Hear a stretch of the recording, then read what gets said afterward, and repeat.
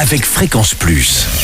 Surprenez votre famille et vos amis grâce au grand chef de Bourgogne-Franche-Comté. Cette semaine, je suis à Besançon, dans le Doubs, toujours en compagnie du chef Bastien Lorida, dans les cuisines du restaurant Épicéa. Bonjour chef.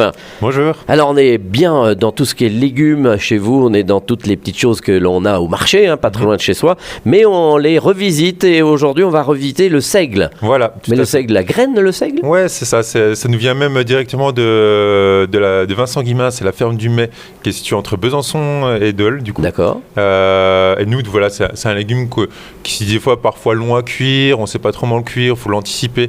Donc c'est un petit peu des choses à faire, donc on a tendance à pas trop l'utiliser. Voilà, à Noël, on peut anticiper un peu, on a le temps de prévoir. Et nous, on propose une recette de seigle germé qui sera plus digeste, plus facile à cuire aussi, et qui développe des arômes plus intéressants. D'accord. Alors le seigle, il faut quoi ? 1 kg, 2 kg Oui, 1 kg, c'est pas mal. 500 grammes, c'est déjà pas mal, parce que du coup, le seigle, on va le faire tremper. Donc vous le faites tremper dans 5 fois son volume en eau.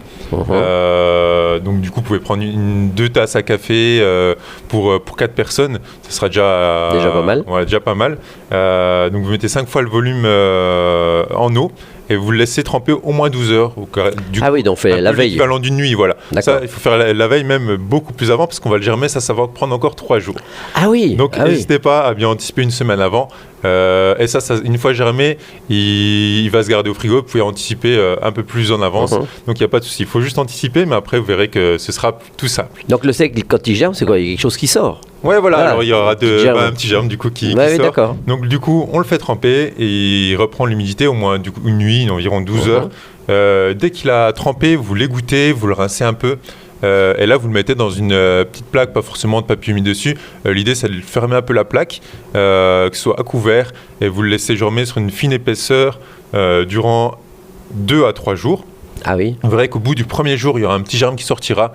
Au deuxième jour, il sera un peu plus grand. Au troisième jour, ça fera plus des longs fils qui s'entremêleront. Ah, mais c'est comme quand on était en maternelle, qu'on nous donnait ça à mettre dans du coton. Voilà, c'est ça. C'est un peu ça, d'accord. Ouais, c'est un peu ça. Et du coup, en fait, le fait de germer, ça va rendre le seigle plus digeste et apporter un peu des notes plus rondes, plus gourmandes. D'accord. Voilà. Et pour la cuisson, après, une fois qu'il est germé, on peut le garder encore une semaine fermé dans une boîte hermétique au frigo. Là, il va plus trop évoluer en germination. Et du coup, pour ça qu'on peut pas hésiter à anticiper quand on a le temps pour faire ça. Et au moment où il germe, du coup, n'hésitez pas de le remuer un peu tous les jours pour que la germination soit homogène.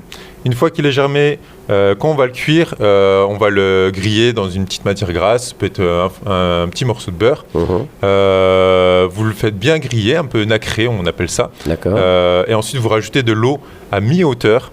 Et vous le laissez cuire pendant environ 10 minutes, juste 10 minutes, qu'il se gorge un peu de juteux avec un peu de sel. Il va être juste cuit fondant. Et ce qu'on appelle du coup étuvé également. Et nous, on rajoute à Épicéa un beurre aromatique. Là, on est en ce moment sur du beurre de graines de berce. C'est des plantes qui sont autour de on découvre des choses avec vous. Voilà, alors là, on fait le tour de tout ce qu'on a au marché. Vu qu'on travaille avec des produits locaux, on n'utilise pas de poivre, d'épices qui viennent de trop loin. Nous, la graine de berce, ça remplace un peu notre poivre qui va être très aromatique.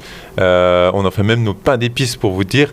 Et bon, après, vous, si vous ne trouvez pas cette graine de berce, vous pouvez faire un beurre qui vous intéresse vous. Si vous voulez mettre un beurre un peu plus chic, vous pouvez faire un beurre à la truffe en mixant de la truffe, un beurre à la morille ou un poivre aromatique si vous avez un bon poivre sous la main.